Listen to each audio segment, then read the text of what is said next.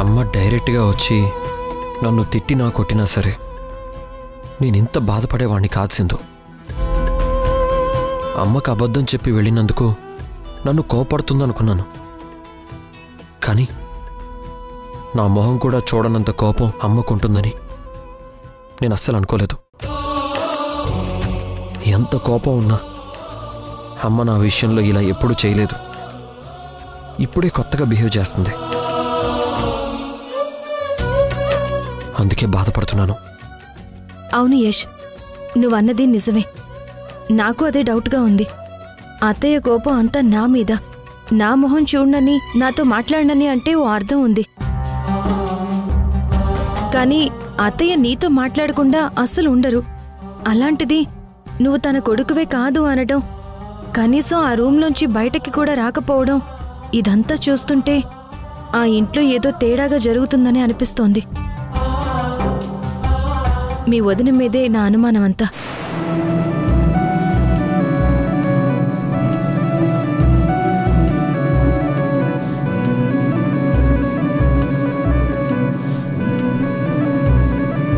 వెళ్దాం పద.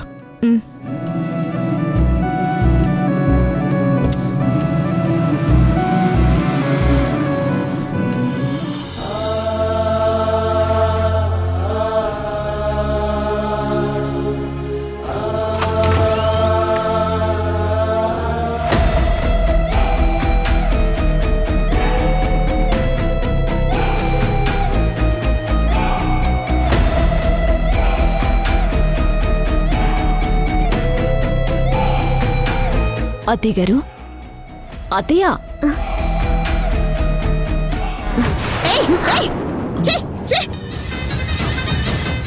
నువ్వెందుకు వచ్చావే? బయటికి పో. నా దగ్గరికి రావద్దు. మర్యాదగా బయటికి పో.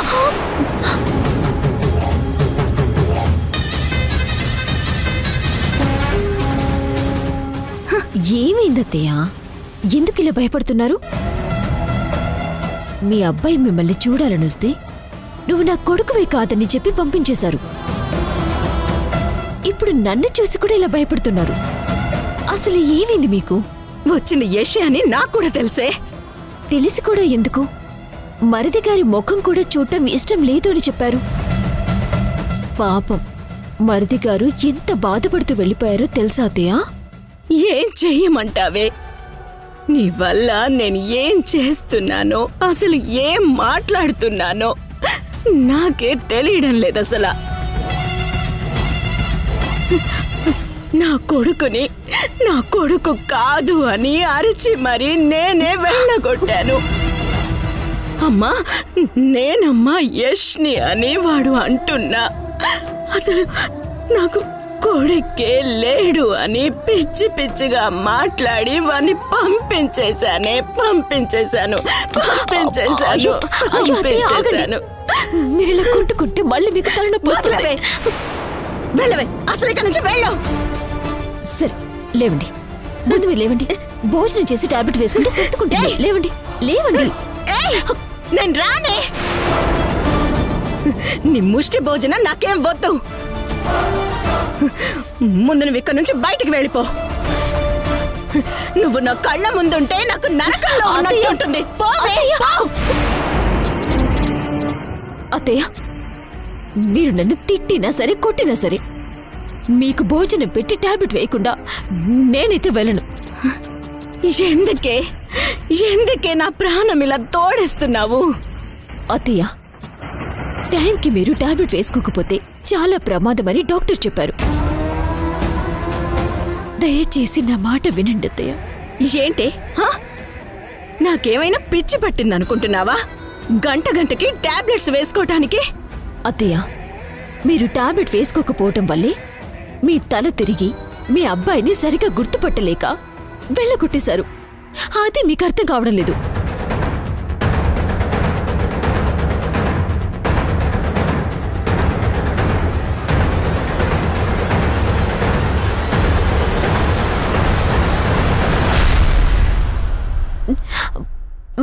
నిజమత్తయ్య, నా మాట విని భోజనం చేసి టాబ్లెట్ వేసుకోండి ప్లీజ్.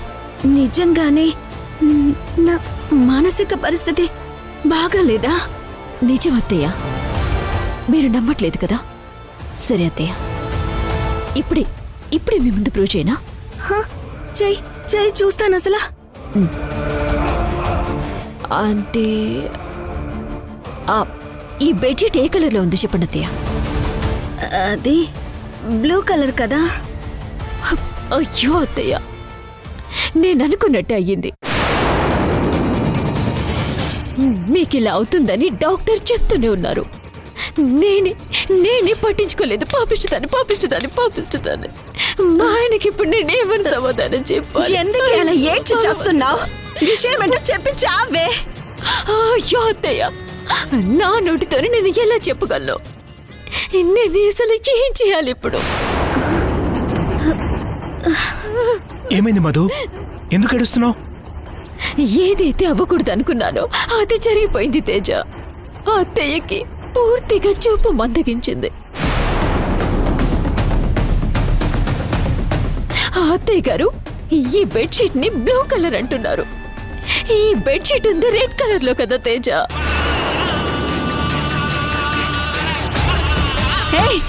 పిచ్చిగా మాట్లాడకే. ఈ బెడ్షీట్ రంగు రెడ్ కలర్ ఏంటే? ఇది బ్లూ కలరే కదా? రే తేజ, నువ్వైనా చెప్పరా? ఇది బ్లూ ఏంటమ్మా? ఈ బెడ్షీట్ కలర్ రెడ్డే కదమ్మా?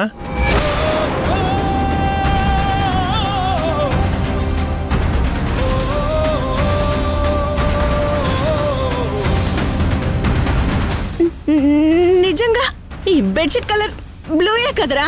అమ్మా, నేను నీకు ముందు నుంచి చెప్తూనే ఉన్నాను, నువ్వు ఈ టాబ్లెట్ వేసుకోవడం ఆపేస్తే నీకు అన్ని ఇలాగే కనిపిస్తాయి. అయినా నువ్వు నా మాట వినడం లేదు. ఏమోరా, నాకేమవుతుందో నాకే అర్థం కావడం లేదు అసలు.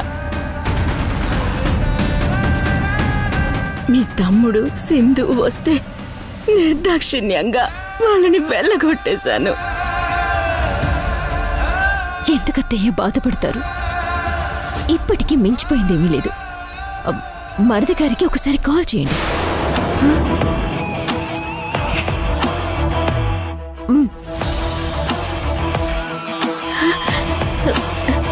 నిజంగానే కాల్ చేయనా? చేయండి అత్తయ్య, నా ఫోన్ నుంచి చేయండి. తీసుకోండి చేయండి.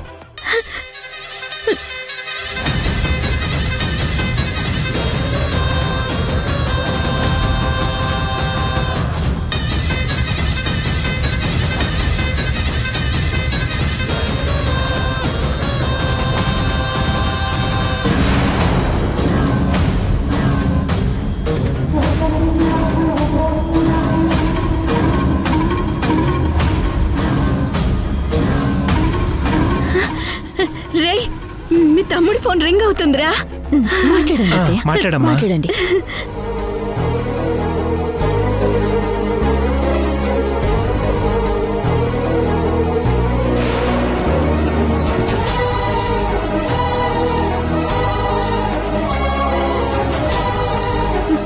రే, యష్ ఫోన్ లిఫ్ట్ చేయకుండా కట్ చేశాడేంట్రా? మళ్ళీ ఇంకొకసారి ట్రై చేయండి అత్తయ్య.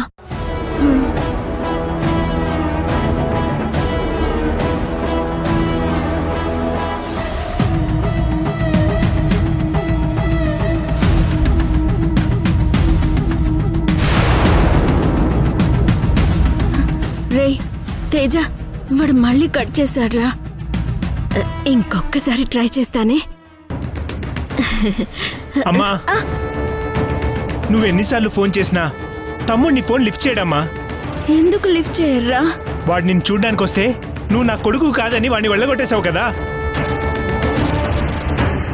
దానికి వాడు బాగా హట్ అయినట్టున్నాడమ్మా. అనవసరంగా యష్ని నేను బాధ పెట్టానురా. అమ్మా, నువ్వేం టెన్షన్ పడకు. నీకంతా నార్మల్ అవ్వగానే నేనే దగ్గరుండి నిన్ను తమ్ముడి దగ్గర తీసుకెళ్తాను, సరేనా? రే, నిజంగా నన్ను తమ్ముడి దగ్గరికి తీసుకెళ్తావా? ఖచ్చితంగా తీసుకెళ్తానమ్మా, కానీ నేను చెప్పినట్టు వినాలి. ఏం చేయాలరా? టైంకి తినాలి, టైంకి టాబ్లెట్ వేసుకోవాలి, సరేనా అమ్మా? సరే. సరే, నేను భోజనం తీసుకొస్తాను, తిని టాబ్లెట్ వేసుకుందు గాని కూర్చో.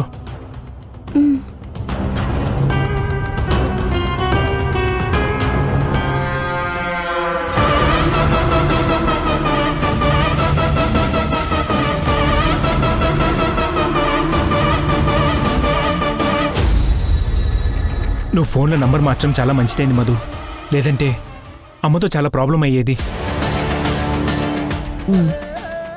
ఏమనుకోవద్దు తేజ, నేను ఏం చేసినా అంతా ఆలోచించే చేస్తాను.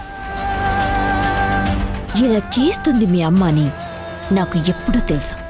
అందుకే నీకు సైగ చేసి ఏ ప్రాబ్లం రాకుండా ఆపగలిగాను. థ్యాంక్స్ మధు.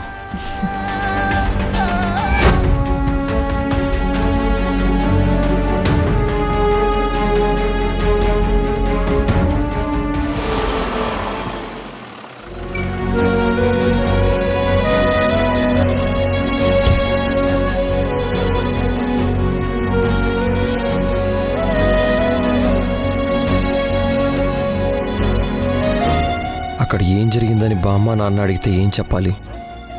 జరిగింది చెప్దాం యష్, వాళ్ళు అర్థం చేసుకుంటారు. కానీ ప్రాబ్లం పిల్లలతోనే. అందరం కలిసి ఆ ఇంట్లో మళ్ళీ ఉండబోతున్నామని తెగ ఆనందపడ్డారు. ఇప్పుడు పిల్లలకి ఏం చెప్పాలో అర్థం కావడం లేదు.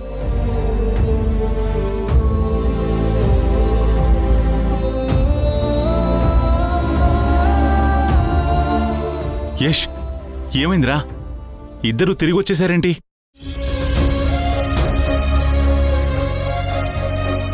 మాట్లాడరేంట్రా? ఎందుకు ఇద్దరు అలా ఉన్నారు? మీ అమ్మకి సింధుకి అక్కడ ఏమైనా గొడవ జరిగిందా? దాము నిన్నేమైనా అర్చిందా? వాళ్ళ మొహాలు చూస్తుంటే తెలియడం లేదేంట్రా? ఇంక వాళ్ళని అడగాల చెప్పు. సంతోషంగా వెళ్ళిన వాళ్ళు విచారంతో వచ్చారంటే నీకు అర్థం అవడం లేదా? నీ పెళ్ళాం వీళ్ళని ఇంట్లోకి రానిచ్చుండదు. దమయంతి మూర్ఖత్వం మనకి తెలిసిందే కదరా. యరేష్, మా అమ్మ చెప్పింది నిజమేనా?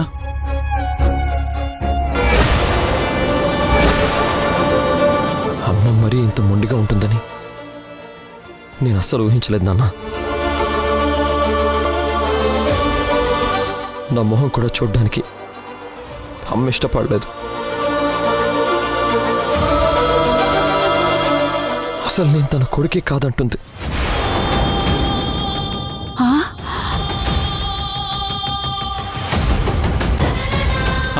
ఆ మాట అందా దాము? అవునా? అదే నేను తట్టుకోలేకపోతున్నాను. ఇప్పుడైనా అర్థం చేసుకున్నావరా మనవడా? నీ మీద మీ అమ్మకి ఎంత ప్రేముందో. నిజంగా కన్న కొడుకు అన్న ప్రేమ దాని కడుపులో ఉంటే నిన్ను కొడుకువే కాదు అంటుందా? మీ అమ్మ మీద నీకున్న ప్రేమ కన్నా నీ పిల్లలకి నీ పెళ్ళానికి నీ మీదున్న ప్రేమ ఎంతో ముఖ్యం. తెలుసుకోరా, నీకు నీ పెళ్ళాం పిల్లలే ముఖ్యంరా. అవును రాయేష్, ఇక మీ అమ్మ గురించి మర్చిపో. నీ పిల్లలు నీ భార్య కోసం ఇక్కడే ఉండిపోరా. మీ అమ్మ ఏం కోల్పోతుందో తెలుసుకున్న రోజు మనల్ని వెతుక్కుంటూ తానే ఇక్కడికి వస్తుంది. మీ అమ్మ మిమ్మల్ని రానియకపోవడం ఒకందుకు మంచిదే అయిందిరా మనవడా. మీ అమ్మ పొగరు, మొండితనం, మూర్ఖత్వం వీటి బారి నుంచి మీరు బయటపడ్డారు. ఇక నీ పెళ్ళాం పిల్లలతో హ్యాపీగా ఉండరా. ఆపభాగ్యం. అసలు ఇలా జరగడానికి కారణం నువ్వే. నేనేం చేశానురా? నేను నీకు ముందే చెప్పాను, నాన్న నీ పిల్లల్ని తీసుకెళ్ళి నిదానంగా అమ్మ నొప్పించి సింధుని తీసుకెళ్తాను అని. నా మాట విన్నావా? లేదే.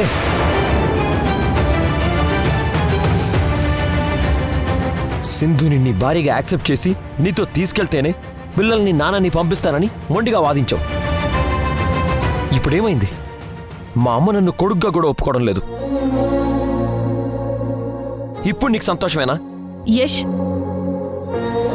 నిన్నెంతో ప్రేమగా చూసుకునే మీ అమ్మ నువ్వు నా కొడుకువి కాదు, నీ మొహం చూడును అనేదాకా వచ్చారు అంటే అత్తయ్య కావాలనో నీ మీద కోపంతోనూ అలా అనుండరు. నీ విషయంలో అత్తయ్య గారి మనసు ఎలా ఉంటుందో నాకు బాగా తెలుసు. జీవితంలో నువ్వు ఒంటరిగా మిగిలిపోయి బాధపడతావని పురిట్లో పిల్లల్ని నాకు తెలియకుండా దొంగతనంగా తీసుకొచ్చి నీకు వాళ్ళని తోడుగా చేసింది. ఎందుకో తెలుసా? పిల్లల్ని చూసైనా నువ్వు సంతోషంగా ఉంటావని. అంతలా ఆలోచిస్తుంది అత్తయ్య నీ గురించి. ఆ ఇంట్లో ఏదో తప్పు జరుగుతుంది యష్. ముందు అదేంటో అన్నది దాని గురించి ఆలోచించు. ఇదే సింధు, ఇదే నీతో వచ్చిన ప్రాబ్లం.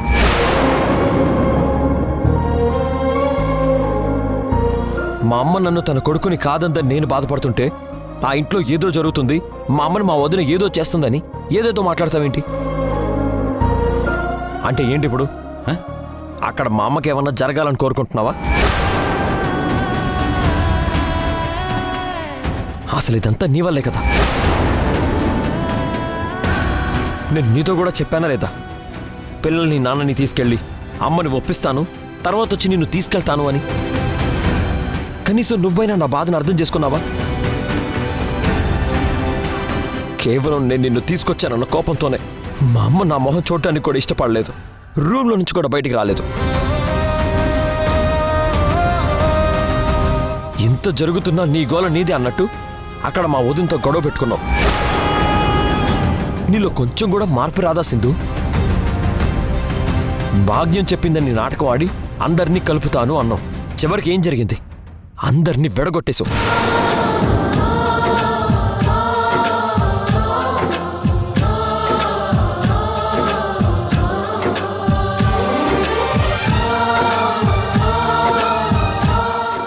అమ్మా నాన్న,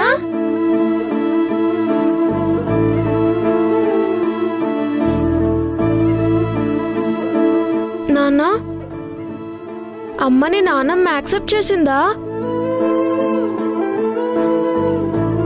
చేసినట్టు లేదు రిషి. నానమ్మ యాక్సెప్ట్ చేస్తే అమ్మ నాన్న తిరిగి ఇక్కడికి ఎందుకు వస్తారు? అక్కడే ఉండి మనల్ని రమ్మని ఫోన్ చేసేవాళ్ళు కదా.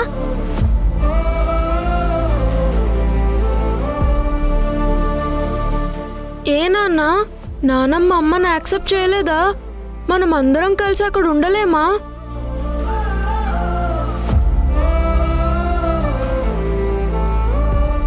మాట్లాడవేంటి నాన్న? అదేం లేదు శశి, మీ అమ్మని నానమ్మ యాక్సెప్ట్ చేసింది.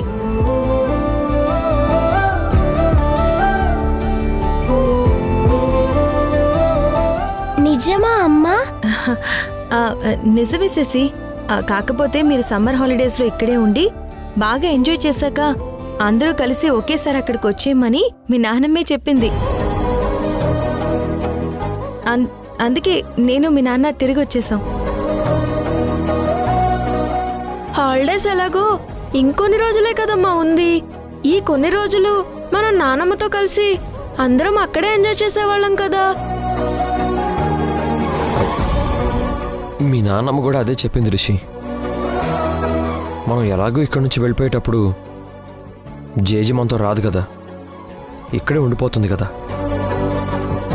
అందుకే ఈ కొన్ని రోజులు ఉండి కూడా జేజీతో ఉండి ఎంజాయ్ చేయమని చెప్పింది. అయితే నానమ్మకి అమ్మ మీద కోపం పోయినట్టే అన్నమాట కదా నాన్న? అవును శశి, పడుకుందాం పదండి. నాన్న పదండి.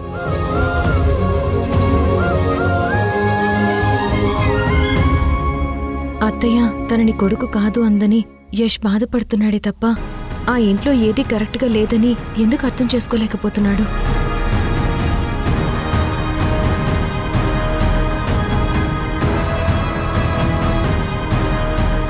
ఎంత ఇబ్బంది అయినా అత్తయ్య రోజు కృష్ణుడి బొమ్మ దగ్గర దీపం వెలిగించడం, దండ మార్చడం తప్పకుండా చేస్తారు. అలాంటిది కృష్ణుడి విగ్రహం మెడలో వేసిన దండ అలా వాడిపోయి ఉందంటే ఆ ఇంట్లో అత్తయ్యకి ఏదో జరుగుతుంది.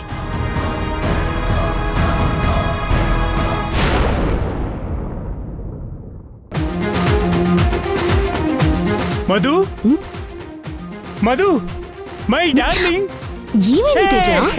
ఏ తేజ తేజ తేజ తేజ ఆగు తేజ! ఏంటి ఇంత ఎక్సైటింగ్ గా ఉన్నావు? ఏంటి మ్యాటర్? నిజంగా నీది మాస్టర్ మైండ్ మధు. నువ్వేదైనా ప్లాన్ వేసావంటే అది ఇంచు కూడా తేడా రాకుండా పర్ఫెక్ట్ గా వర్కౌట్ అవుతుంది. అసలు ఏమైంది తేజ?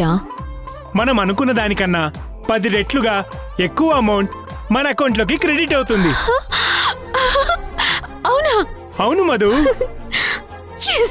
కావాలంటే చూడు.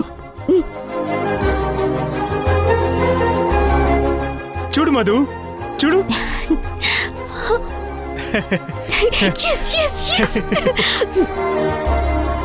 తేజ, ఇది జస్ట్ స్టార్టింగ్ మాత్రమే. ముందు ముందు డబ్బు ఒక ప్రవాహంలో వచ్చి మన అకౌంట్లో పడుతూనే ఉంటుంది. చూస్తూ ఉండు తేజ, నువ్వు కింగ్ అయ్యే రోజు దగ్గరికొచ్చింది. Thank you Madhu, thank you so much. నువ్వు చెప్పినట్టే నన్ను రాజుని చేస్తున్నావు. ఇంకొన్ని రోజుల్లో అందరూ నా చెప్పు చేతల్లో ఉంటారు. నువ్వు ఏది చెప్తే అది శాసనంలా జరిగి తీరుతుంది. అంతా ఓకే మధు, కానీ ఇక్కడ ఒక ప్రాబ్లం ఉంది.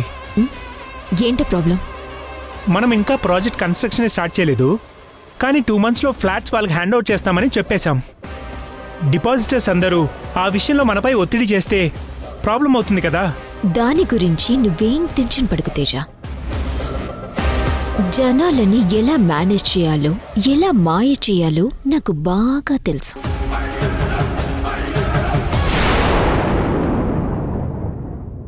మీ అమ్మ సంతకం లేకపోతే లోన్ శాంక్షన్ కాదని చెప్పారు.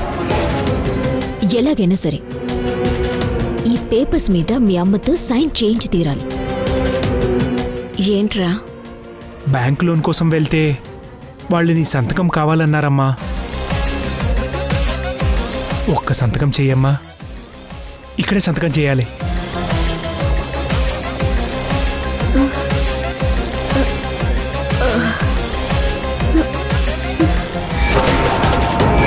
అమ్మా అమ్మా అమ్మా